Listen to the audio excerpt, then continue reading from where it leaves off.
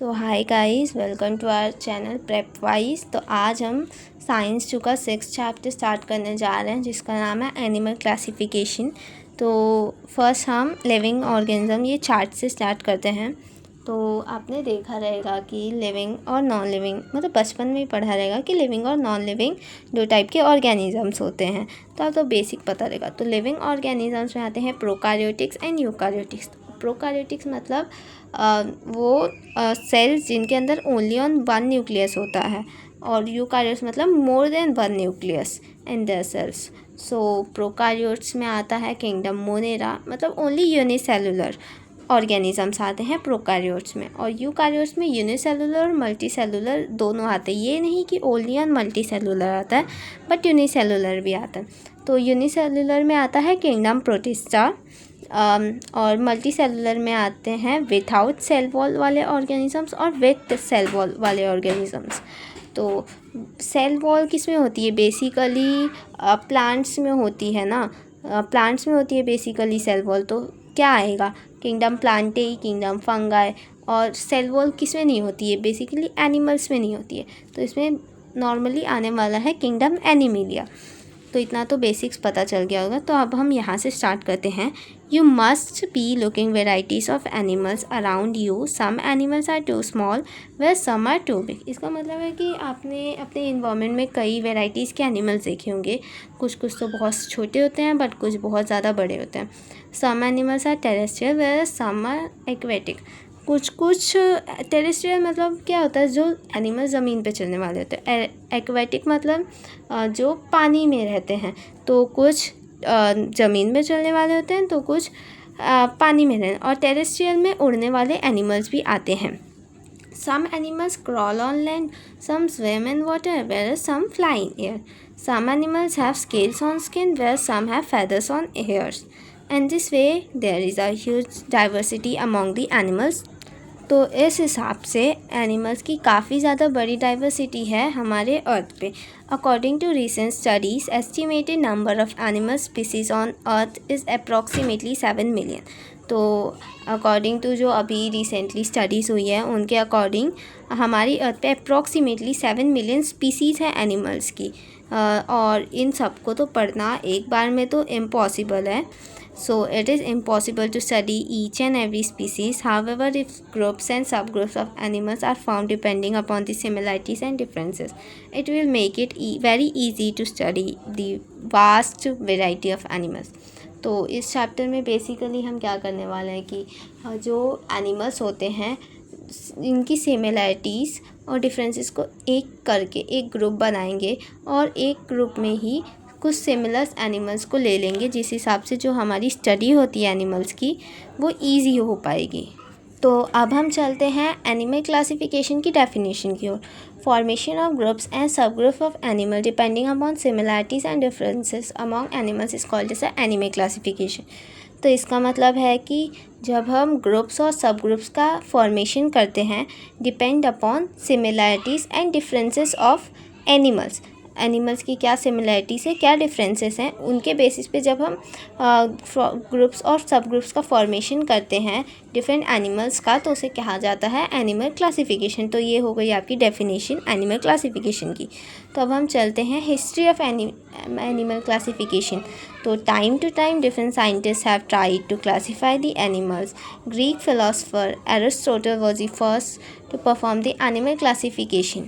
Aristotle classified the animals according to the criteria like body size, habits and habitats.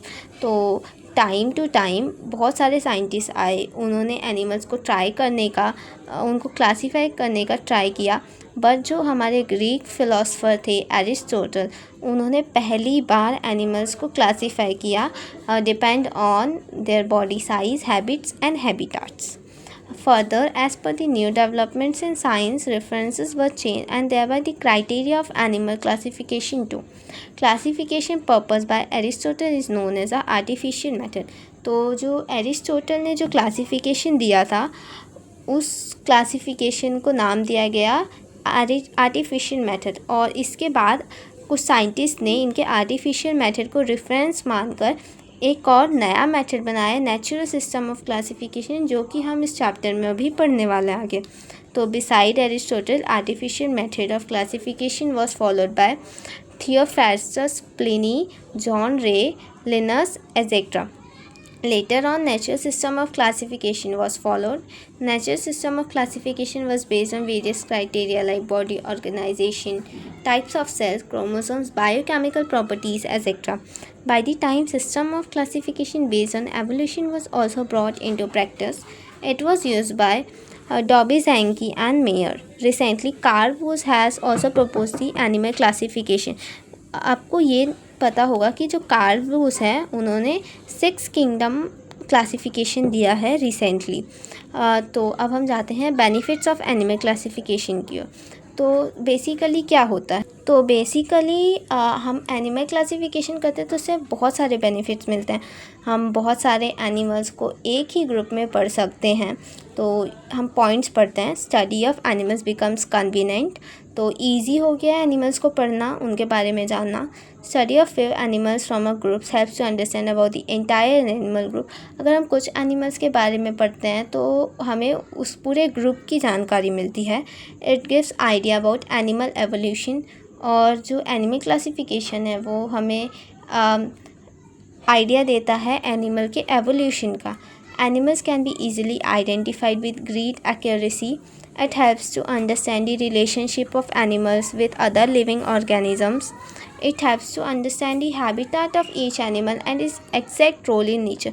तो इससे हमें ये भी पता चलता है कि एग्जैक्टली किस एनिमल का क्या हैबिटाट है, उनका क्या रोल है नेचर में। It helps to understand various adaptation shown by animals. So अब हम चलते हैं traditional method of animal classification. तो ट्रेडिशनली डिपेंडिंग अपॉन प्रेजेंस और absence of notochord, the animal kingdom has been divided into 2 groups, non chordates and chordates. Notochord मतलब basically एक long slender जो हमारी बॉडी के पीछे हड्डी होती है, जिसे हम रीढ़ की हड्डी बोलते हैं, उसे नोटोकॉर्ड कहा जाता है। तो जिनके पास नोटोकॉर्ड नहीं है उन्हें नॉन कॉर्डेज, और जिनके पास है उन्हें कॉर्डेज। तो इन 2 ग्रुप्स में एनिमल किंगडम को डिवाइड किया गया, नॉन कॉर्डेज और कॉर्डेज। तो हम कुछ कैरेक्टर्स पढ़ते हैं पहले नॉन कॉर्डेज के। तो body is not supported by rod like notochord, जिस हिसाब से मैंने बताया कि इनके पास नहीं होता है rod like notochord. Pharyngeal gill slits are absent. So pharyngeal gill slits are absent. Pharyngeal gill slits मतलब जिस हिसाब से आपने देखा रहेगा फिशेस में गिल्स होते हैं, हमें लंग्स होते हैं, तो इनके पास जो गिल स्लिट्स होते हैं वो नहीं होते, एब्सेंट होते हैं। तो एक ये वो हो गया। तो आपको एक बेसिकली एक बात बता दूं मैं कि नॉन कॉर्डेज और कॉर्डेज के जो डिफरेंस हैं वो एकदम ज़्यादा सेम है। और मतलब जैसे इसमें लिखा है कि body is not supported by rod like notochord ना, तो उसमें लिखा रहेगा body is supported by notochord. तो अगर आप एक के कैरेक्टरिस्टिक याद करते हो तो दूसरा ऑटोमेटिक याद हो जाएगा। तो तीसरा है nerve cord, if present it is on ventral side, it is solid and paired. जो हमारी नर्व कॉर्ड होती है अगर उनमें एब्सेंट भी हो सकती है, प्रेजेंट भी हो सकती है। अगर प्रेजेंट होगी तो वह वेंट्रल साइड होगी। वेंट्रल मतलब आगे, और डॉर्सल मतलब पीछे। वेंट्रल मतलब बॉडी का आगे वाला हिस्सा, और डॉर्सल मतलब क्या होता है, बॉडी का पीछे वाला हिस्सा। तो अगर आपकी जो बोलते हैं ना नर्व कॉर्ड होती है, अगर वो नॉन कॉर्डेज में होगी, अगर प्रेजेंट होगी तो वो आगे वाले साइड में होगी। बेसिकली ह्यूमन बींग्स और बाकी कॉर्डेट्स वाले एनिमल्स में क्या होती है, वो पीछे होती है, जहाँ तक आपको भी पता रहेगा। बट इसमें क्या है, ये इनका उल्टा ही है कुछ। तो if heart is present it is on dorsal side. हमारा हार्ट क्या है, वो वेंट्रल साइड प्रेजेंट रहता है, आगे वाली साइड। अगर इनके पास हार्ट भी है ना तो पीछे वाली साइड प्रेजेंट होगा। तो नॉन कॉर्डेट्स है ना, वो 10 फाइलम्स में डिवाइड किए गए हैं। प्रोटोजोआ, पॉरीफेरा, सीलेंट्रेटा और cnidaria, platyhelminthes, aschelminthes, annelida, arthropoda, mollusca, echinodermata and hemichordata. इन सब फाइलम्स के बारे में अभी हम आगे पढ़ेंगे अब ईच फाइलम्स, और वो बहुत ईजी हैं। तो अब हम देखते हैं कॉर्डेट्स की कैरेक्टरिस्टिक। मैंने बोला था अगर आप कॉर्डेट्स या नॉन कॉर्डेट्स के याद करो तो बेसिकली दूसरा वाला आपको ऑटोमेटिक आ जाएगा। तो कॉर्डेट्स में हम एक बार पढ़ लेते हैं, समझा तो मैंने दिया ही है। तो body supported by notochord, pharyngeal gill slits और lungs are present for respiration, nerve cord if present, on dorsal side of body it is hollow, उसमें सॉलिड थी। हॉलो मतलब खाली होती है, और सॉलिड मतलब तो पता ही है, तो हॉलो मतलब क्या होती है, खाली। Heart is present on ventral side of body. तो अब हम चलते हैं नोटोकॉर्ड। तो नोटोकॉर्ड मैंने बेसिकली आपको बताया कि notochord is a long rod like supporting structure present on dorsal of animal body. It keeps the nerve tissue isolated from remaining body. तो all chordate animals are grouped together in a single phylum and the name of phylum is same, phylum Chordata। तो chordates में जो phylum है, एक ही phylum है, उसका नाम है Chordata। नॉन कॉर्डेट्स में बहुत सारे थे ना, तो इसमें क्या है, एक ही फाइलम है जिसका नाम भी है same. This phylum has been divided into 3 sub phylum. इसमें 3 सब फाइलम्स आते हैं, urochordata, cephalochordata and vertebrata. And vertebrata में कुछ सब फाइलम्स आते हैं। जो सब फाइलम वर्टिब्रेटा वो 6 क्लासेस में डिवाइड है, Cyclostomata, Pisces, amphibia, reptilia, apps and Mammalia. तो यहाँ पर आप देख सकते हो, इसका माइंड मैप दिया है आपकी टेक्स्ट बुक में। तो ये बहुत ज़्यादा इजी है और याद करने में बहुत इजी है, तो एक बार याद ही करना पड़ेगा, कुछ भी करके याद ही करना पड़ेगा क्योंकि इम्पॉर्टेंट तो है। अब हम चलते हैं आगे। So, this system of animal classification was in practice till now. However, nowadays, new system of classification is followed. We will study this new system of animal classification in brief. At present, according to 5 kingdom animal classification system of Robert Whittaker. तो ये आपको याद करना है, जिन्हें बोलते हैं R.H. Whittaker। उन्होंने 5 किंगडम क्लासिफिकेशन दिया था। All multicellular animals are included in kingdom Animalia. This system of classification is based upon same criteria like body organization, body symmetry, body cavity, germinal layer segmentation, etc. अब ये क्या है मैं आगे आपको बताती हूँ। तो अब हम चलते हैं ग्रेड्स ऑफ, मतलब criteria for new system of classification. First है ग्रेड्स ऑफ ऑर्गेनाइजेशन। इसका मतलब है कि जो अपने एनिमल किंगडम है वो हर एक फाइलम में कौन कौन सी सिमिलैरिटीज़ होती हैं, किस किस बेसिस पे उसे डिफरेंस किया गया है। तो फर्स्ट है ग्रेड्स ऑफ ऑर्गेनाइजेशन। उनकी ऑर्गेनाइजेशन कैसी है। Body of animals is made up of cells. Basically हमें पता है कि हर एक एनिमल की बॉडी सेल से बनी हुई है। In case of multi cellular animals many cells are performing different functions in their body, while in unicellular organisms as their body is made up of single cell, all functions are performed by same cell only. Body organization of unicellular animals is referred as protoplasmic grade organisation. तो हमें पता है कि जो multi cellular organisms होते हैं उनकी body में बहुत सारे सेल्स होते हैं जो अलग अलग फंक्शन परफॉर्म कर रहे होते हैं, जबकि यूनिसेलुलर ऑर्गेनिजम्स की बॉडी में एक ही सेल होता है जो सारे फंक्शन परफॉर्म कर रहा होता है। और वैसी बॉडी के ऑर्गेनाइजेशन को हम क्या बोलते हैं, प्रोटोप्लाज्मिक ग्रेड वाली ऑर्गेनाइजेशन।